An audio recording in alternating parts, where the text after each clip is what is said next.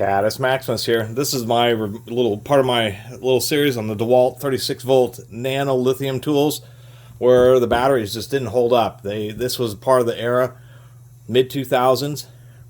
DeWalt's real first foray into lithium ion tools, and they just used part of it was maybe not the best battery cells, but a part of it was how the batteries were managed electronically. Just caused a lot. Some people had good luck, but a lot of people had these nano batteries fail, and it became such an issue with them that it became toxic.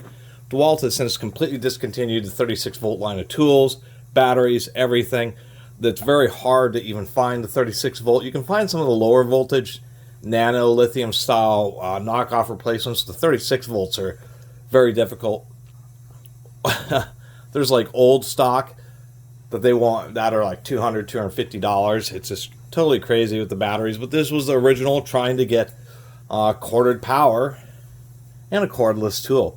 This happens to be the DC901 impact wrench, advertising 325 foot-pounds of torque. This was made in Mexico, and it does have good build quality. It's just old, even though it does have a pretty stout 36 volt motor. Sounds okay. Decently stout gearbox. Has this weird anvil that's actually very long. Has these weird undercuts, and then this kind of shelf which holds the socket. On this particular tool, I'm not going to do a whole bunch of demonstrations or much demonstrations because it's an older impact wrench. Even the difference of modern impact wrenches, such even this junky 20 volt Harbor Freight Earthquake XT is 4-pole motor, stronger, neodymium or rare earth magnets. So even though this is brushed, it has 4 brushes in it. And what they've done, really on modern ones, is they've added a little bit of extra weight to the hammer. But the big difference is that they made the hammer larger in diameter, allowing them to exert more force per impact, just because they have more leverage. This was an old D10 pin style. These are always special to, let me not do it like that. So you always have to press the pin. And it sounds decent. It just isn't actually hitting particularly hard. It's using like a corded tool style rocker switch, and people were really annoyed by that. They really wanted variable speed when it came to a cordless impact wrench. But you can hear the difference. You can even see how much further the socket's going. This is just exerting more torque per hit. I don't know if this will actually last as long as this would, but it certainly does hit harder. And to basically add further insult to injury, DeWalt's modern, and this was before tools had LED lights on them. Anyway, this is like DeWalt's, what is this, the DCF901. This little 12 volt cordless with the 5 amp battery puts out almost as much torque for something that is way smaller. This has actually been measured at 250 foot-pounds.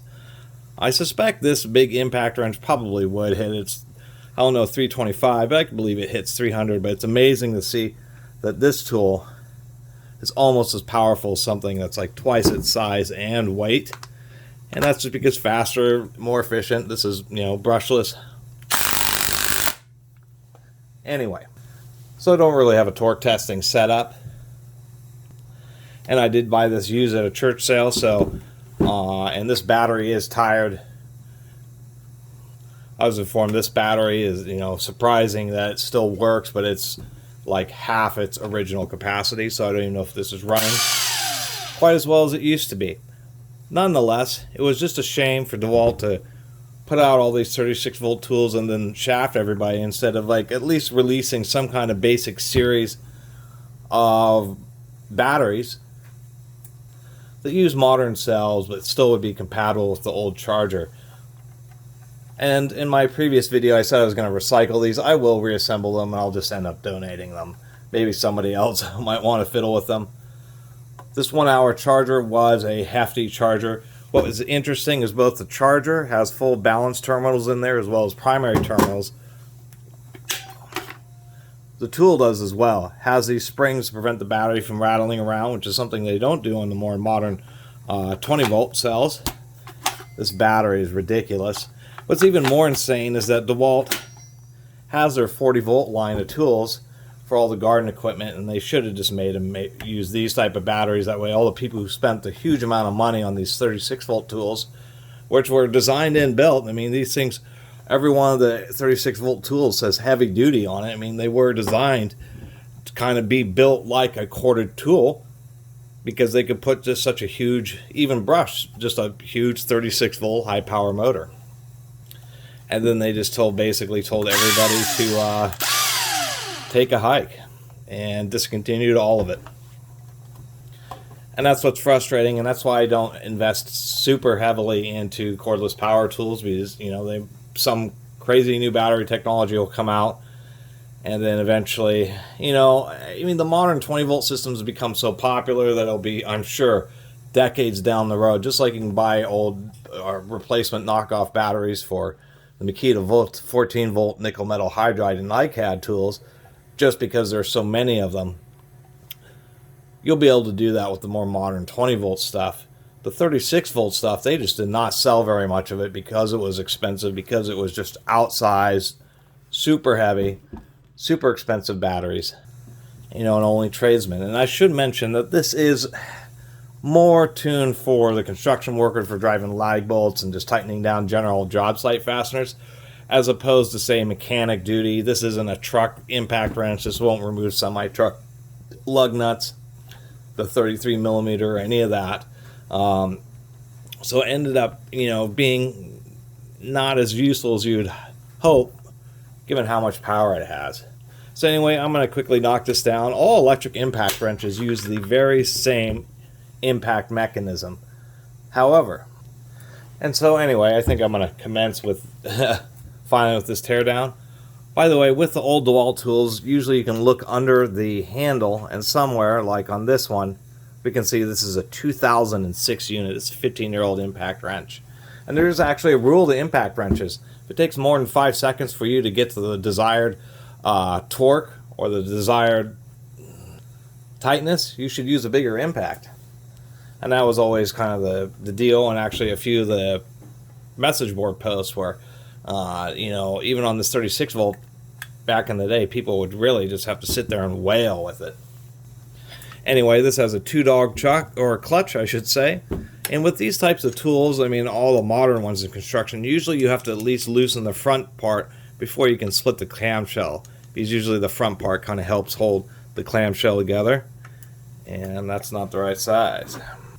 Anyway, I'm going to pull out these T15 Torx. These are, I should be using that little funky screwdriver thing that I had from before, but I think a Bontus T-handle will work just fine. Get some good grip on it, and actually spin those out pretty quick. Quite a bit of fasteners in an impact wrench, just because they're trying to get the darn thing to stay together. Obviously, these tools are not used very much, and so the screws are tight, but you always, on any tools that are plastic, you want to periodically check all the fasteners, because they do get loose. As they get used, the screws get a bunch of force put on them, and it stretches the plastic the threads are put into. So this should be pretty simple, a standard 2-dog clutch, excuse me. Now, for some reason, oh, I'm surprised, it's actually a 3-gear mechanism in here. But for some reason, it's always the same darn impact mechanism used in all electric impacts, corded or cordless. And it's the 2-dog clutch. Need to find a rag there. Where on air tools, you have pin clutches, you have twin hammer and single hammer clutches, you have rocking dog clutches, elliptical lobe clutches. They do have a needle thrust bearing. As I was saying before, they were trying on this because it has 3 gears. A lot of impact wrenches only have 2 gears in the reduction stage. So this has 3 wide gears. Needle bearing on the spring to reduce resistance. What ends up happening is there's a set of ball bearings, so when the anvil's stuck and causing it to impact, this part with the gears continues to turn, and this hammer rides up until it's able to skip past, and that's why they call these are just two dogs protruding from a piece of metal. They skip past, and then the hammer swings around as it goes back down, delivering an impact right to the end of these forks. And usually when these fails, it's not the hammer. These forks end up fracturing off. They fail in two ways. The anvil finally shears off, or those nubs on the forks shear off. And like, I've never seen an electric impact wrench of any type that's ever used any other mechanism than this, which is real surprising. We do have a seal in the front to try to keep the grease from coming out, and they hardly put any grease in it to begin with, and to prevent debris from getting into it. It is metal in the back half. This is actually a sintered steel piece that's been pressed into a piece of aluminum, and then there's the carrier bearing right there. And let's just get this the rest of the way apart. Shouldn't be anything too exciting. Anyway, and actually I was told that this battery had been replaced, but I was looking at it and I think that's a 2006 date code on it.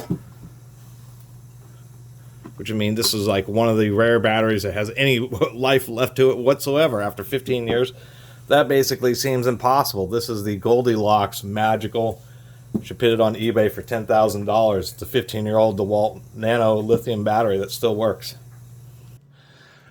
So here we are, just finishing off this evaluation. I mean, for a brush type can motor, you can see that, I mean, at least the engineers were under the impression that these were supposed to be pretty top dog tools. And what's the difference here is you can see that this whole motor and assembly is one internal assembly apart from the housing. The housing just kind of keeps it all in order. But this motor is all held together by itself, where in modern tools, to try to make them more compact, the bearings are actually held by the clamshell, the magnets are held by the clamshell, even a lot of quartered tools. But this, it's all just one assembly, just a standard rocker switch. Surprisingly enough, it was an American-made rocker switch back then. This actually looks like almost a full-size quartered tool rocker switch in there. We can see the huge brushes. I mean, those would be worth keeping for some quartered tools. What's particularly interesting, something you don't see, is this is the internal protection circuitry. And this is a 40 amp blade fuse, an automotive style blade fuse, and then a pretty simple circuit. There's a couple of diodes and then some type of transistor. There, now you can get a look at the part number, what that must be, and then some wires. They're actually going to some of the monitoring terminals on the battery. So it must be something with the battery where it monitors whether the battery's overheating or doing overcurrent. That's a 40 amp fuse. On the 36 volts, that's 1440 watts. It would never do that, but it's probably if there was some dead short condition, then that would pop instead of causing a battery issue. And then something with this circuit must be related to both overheating as well as the battery just generally getting low. And yes, even in a tool made in 2006, they did have asset tags integrated into the tool because power tools, a lot of people have stolen a lot of power tools over the years from retail stores. It's surprising. And here are two long screws that go all the way through the motor up through this into the metal gearbox. And we can see how new hardly these were. Those little lines in the commutator, those are the break-in teeth on the brushes. So this officially hasn't even been fully broken in yet. Such a shame for a tool that was probably outrageously expensive. So that will finish up my video about this old DeWalt impact wrench. Internally, surprisingly enough, it's built probably as good as any of their corded impact wrenches.